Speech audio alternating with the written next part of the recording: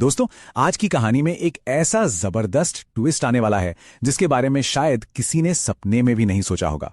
जरा तसव्वुर कीजिए कि क्या हो अगर एक दिन अचानक कोई अपने सबसे पक्के दोस्त की जिंदगी जीने लगे। एक तरफ है नोबिता की जिंदगी, जहां स्कूल है, होमवर्क का पहाड़ है और हर कदम पर डांट का खौफ है। और दूसरी तरफ है डोरेमोन, एक ऐसा रोबोटिक बिल्ली जिसके पास कोई काम नहीं, बस आराम ही आराम। या कम से कम दूर से देखने पर तो ऐसा ही लगता है। कहानी की शुरुआत एक बहुत ही आम सी सुबह से होती है, जो बहुत जल्द एक ऐसे खौफनाक और मजेदार रोलर कोस्टर में बदलने वाली है जिसे देखकर धड़कनें तेज हो जाएंगी। तो चलिए इस रोमांचक सफर में गोता लगाते हैं। सुबह का वक्त है। अलार्म की तेज आवाज कमरे में गूंज रही है। नोबिता हड़बड़ाकर उठता है, पसीने से तरबतर। वो फिर से लेट हो गया है। तभी नीचे से मॉम की वो जानी पहचानी तेज और गुस्से से भरी आवाज आती है। नोबिता, तुमने अपना होमवर्क फिर से नहीं किया?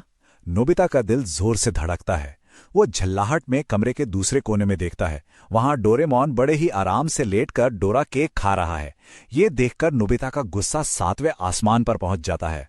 वो चीख पड़ता है, तुम तो कुछ मत ही बोलो डोरेमोन, तुम बस जब देखो खेलते रहते हो, खाते रहते हो। तुम्हें क्या पता नोबिता होना कितना खौफनाक है। स्कूल जाओ, होमवर्क करो, मॉम की डांट सुनो, तुम्हारी जिंदगी तो मजे की है। नोबिता को इस बात का जरा भी अंदाजा नहीं है कि जो वो कह रहा है वो कितनी बड़ी गलती है।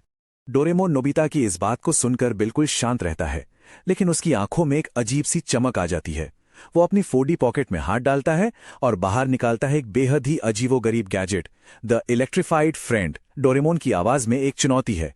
वो कहता है कि अगर नोबिता को इतना ही यकीन है तो वो इस गैजेट की मदद से पूरी तरह से एक दूसरे के शरीर और जिंदगी की अदला बदली कर सकते हैं। नोबिता बिना एक सेकंड सोचे इस चुनौती को मान लेता है। जैसे ही वो गैजेट को पकड़ते हैं, कमरे में एक जोरदार बिजली की कड़कड़ाहट होती है। एक तेज अंधी कर देने वाली रोशनी फैलती है और जब धुआं छंटता है तो सब कुछ बदल चुका है। अब नोबिता के अंदर डोरेमोन है और डोरेमोन के अंदर नोबिता। नोबिता, जो अब डोरेमोन के गोल मटोल नीले शरीर में आ चुका है, एक गहरी सांस लेता है। उसके चेहरे पर एक बहुत बड़ी सुकून भरी मुस्कान है। वो सोच रहा है, आह, अब शुरू होगा जिंदगी का असली मजा। सारा दिन सिर्फ नींद और आराम। वो फर्श पर लेटकर अपनी आंखें बंद ही करता है कि अचानक सीढ़ियों पर कदमों की आहट होती है। मॉम खड़ी हैं, पर इस बार वो नोबिता को नहीं डांट रही। वो सीधे डोरेमोन को पुकार रही हैं। डोरेमोन, चलो उठो। नोबिता हड़बड़ाकर खड़ा हो जाता है।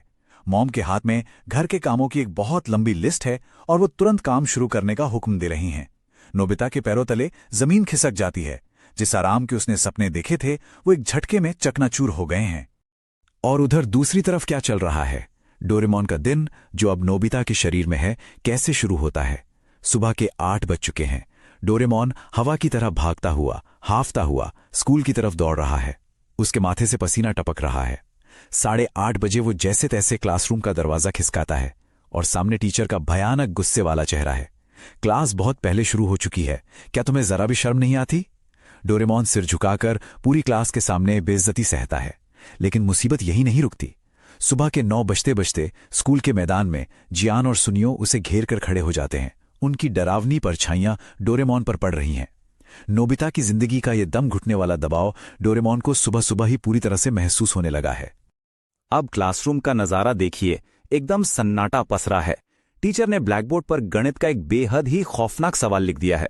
फ्रैक्शंस का ऐसा सवाल जिसे देखकर अच्छे अच्छों के पसीने छूट जाएं। टीचर की नजर सुनियो पर पड़ती है। सुनियो हड़बड़ा जाता है, मुझे नहीं पता सर। फिर जियान की बारी आती है। वो भी पसीना पसीना हो जाता है। और तभी टीचर की उंगली नोबिता की तरफ उठती है। चलो नोबिता, अब तुम बताओ। पूरी क्लास की सांसें अटक जाती हैं। सबको लग रहा है कि अब तो नोबिता की खैर नहीं। लेकिन डोरेमोन, जो नोबिता के शरीर में है, बहुत शांति से अपनी जगह पर खड़ा होता है। वो ब्लैकबोर्ड की तरफ देखता है और बिना पलक झपकाए कहता है, जवाब है 3 सही 2/3। पूरी क्लास में एकदम से पिन ड्रॉप साइलेंस छा जाता है।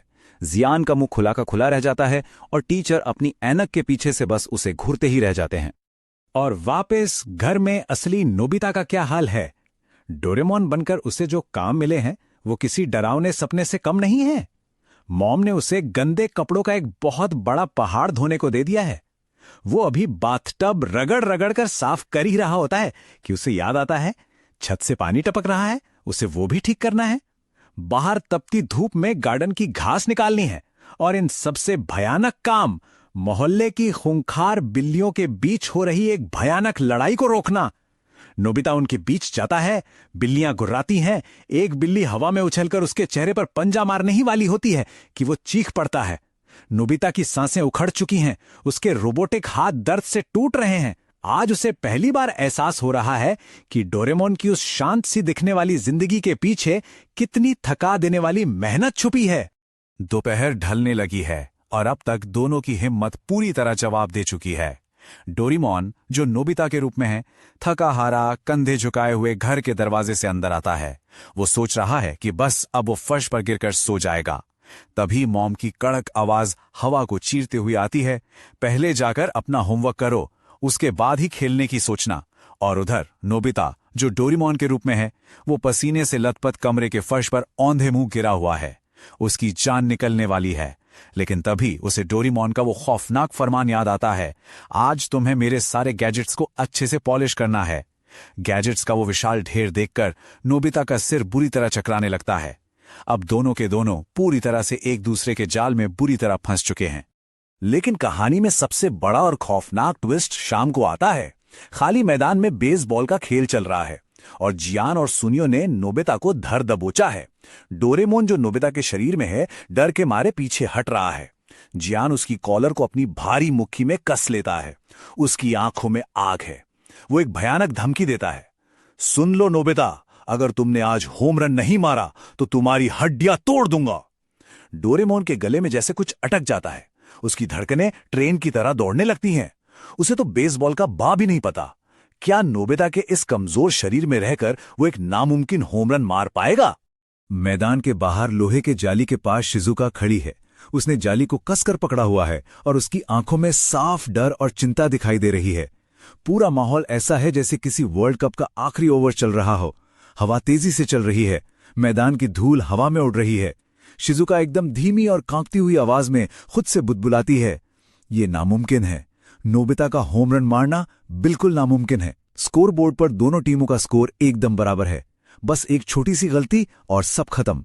जियान का गुस्सा पूरी टीम पर कहर बनकर टूटेगा। मैदान के बीचों बीच खड़ा डोरेमोन पसीने से भीग चुका है। उसे पहली बार गहराई से समझ आ रहा है कि नोबिता रोज किस खौफनाक दौर और दबाव से गुजरता है। मैदान में एकदम शमशान जैसी शांति है।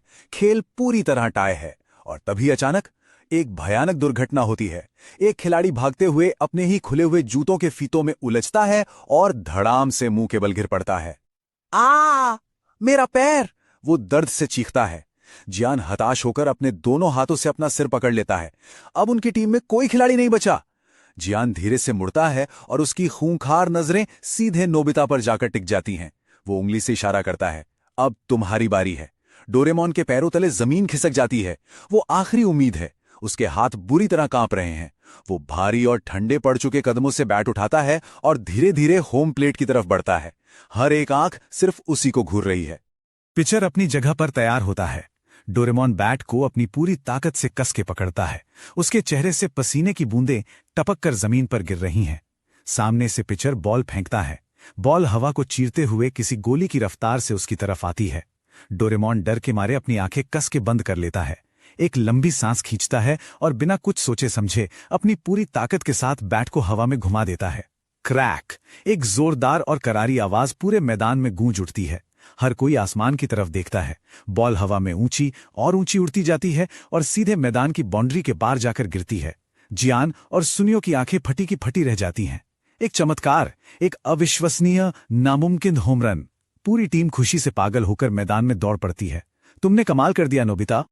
जैसे ही खेल खत्म होता है, डोरेमोन बैट फेंकता है और अपनी जान बचाकर पूरी ताकत से घर की तरफ दौड़ लगाता है। और घर के अंदर नोबिता फर्श पर पड़ा है। अब वो एक तिनका भी नहीं उठा सकता। डोरेमोन हाफते हुए कमरे का दरवाजा खोलता है। दोनों एक दूसरे के सामने पसीने में लथपथ खड़े हैं। दोनों की आंखों से आंसू बह रहे हैं। नोबिता रोते हुए चिल्लाता है, मुझे माफ कर दो। डोरेमोन होना बहुत भयानक है। मुझे नहीं पता था तुम्हें इतना काम करना पड़ता है। डोरेमोन भी जोर जोर से सुबकते हुए कहता है, नोबिता बनना भी कोई मजाक नहीं है। मुझे वापस मेरी जिंदगी दे दो। वो दोनों एक साथ पागलों की तरह गैजेट की तरफ झपटते हैं। जैप! एक और बिजली की कड़कड़ाहट होती है। तेज रोशनी कमरे को भर देती है और आखिरकार दोनों अपने अपने असली शरीर में वापस